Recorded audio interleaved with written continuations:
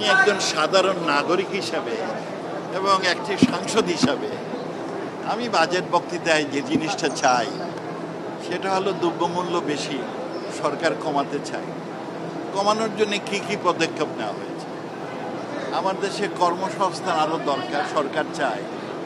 কর্মসংস্থান বাড়ানোর জন্য আমি কি কি পদক্ষেপ নিয়েছি, কি কত টাকা খরচ করবে। আমি ডিজিটাল বাংলাদেশ করতে চাই। এটা কি জিনিস? এটা করার জন্যে আমি কি পদক্ষেপ নিয়েছি।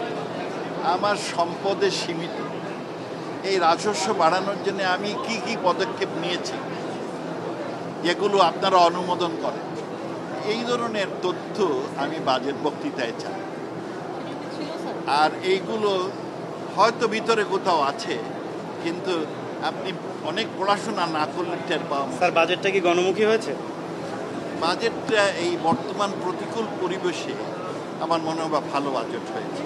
জাতির পিতার কন্যা শেখ হাসিনা, আপনারা ওটার সাক্ষী আছেন, উনি শুধু স্বপ্ন দেখেন না, সবটা বাস্তবায়ন করেন।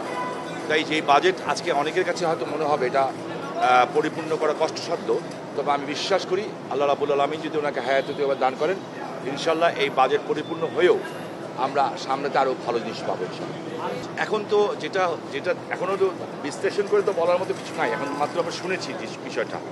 পরীক্ষা নিরীক্ষা ছাড়া এটা বলার মতো সক্ষমতা আমার ব্যক্তিগতভাবে নাই। তবে আমি যেটা মনে করি যে সারা পৃথিবীতেই তো বৈশ্বিক অবস্থার সমস্যার সৃষ্টি হয়েছে, সেখানে যেটুকু সম্ভব হয়েছে ওভারকাম করা হচ্ছে।